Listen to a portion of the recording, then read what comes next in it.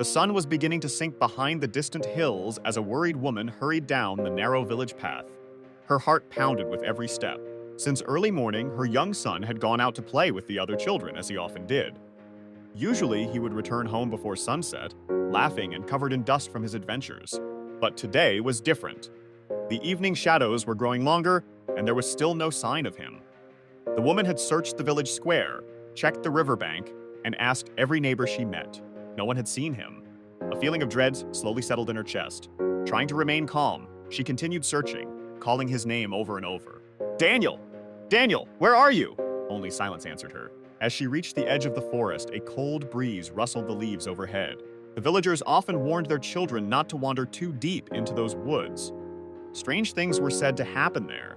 Most people dismissed the stories as old legends meant to frighten children. But standing there now, the woman couldn't shake the feeling that something was terribly wrong. Taking a deep breath, she stepped into the forest. The deeper she went, the darker it became. The trees seemed to stretch endlessly toward the sky, blocking out the last rays of sunlight. Then suddenly, she spotted something ahead. A small figure lay motionless on the ground, her eyes widened. Daniel.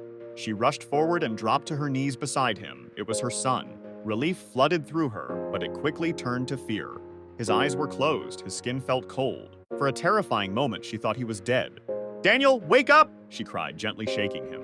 The boy stirred. Slowly, his eyes opened. He looked around in confusion. Mom, he whispered. Tears filled the woman's eyes. Oh, thank goodness you're alive. The boy sat up and rubbed his head.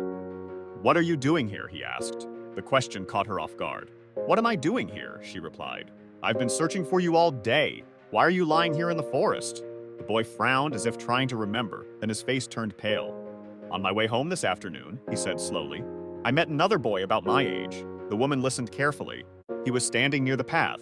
I'd never seen him before. What did he want? She asked. He asked if I wanted to play with him. He seemed nice, so I followed him into the woods. The boy swallowed nervously. We played for a while, but then I suddenly felt very sleepy. His voice trembled. After that, I don't remember anything. A chill ran down the woman's spine. Something about the story didn't feel right. Still, she was just grateful to have found her son alive. Come on, she said, helping him to his feet. Let's go home, the boy nodded.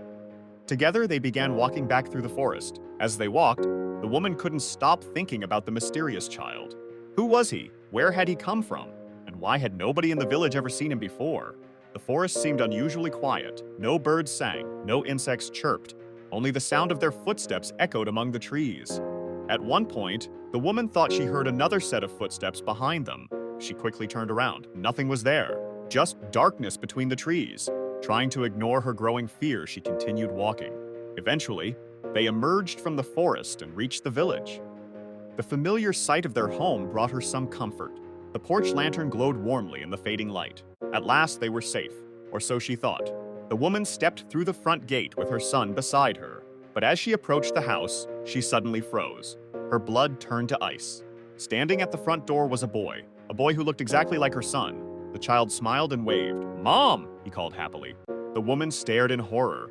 Her mind refused to believe what her eyes were seeing.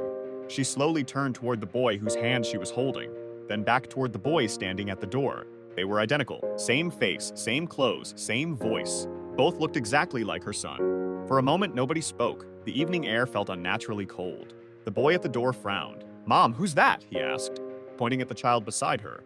The boy next to her immediately pointed back. No, Mom. Who's that? The woman's legs nearly gave out beneath her. Her heart hammered wildly. One of them had to be lying. But which one? Both boys looked frightened. Both called her Mom. Both claimed to be the real Daniel. Then the boy beside her slowly whispered something that made her blood run cold. Mom, the boy who took me into the forest. He pointed at the child standing in the doorway. Looks exactly like him. Silence filled the air. Neither boy moved. Neither blinked. The woman felt terror unlike anything she had ever known. Slowly, she released the hand of the child she had brought home. She took a step backward, then another. Unable to tell which boy was truly her son. Unable to know which one had come out of the forest, and which one had been waiting at home all along. The two boys simply stared at each other, smiling, and that was when the porch light suddenly went out, leaving all three of them standing in complete darkness. To this day, nobody knows which one was the real Daniel,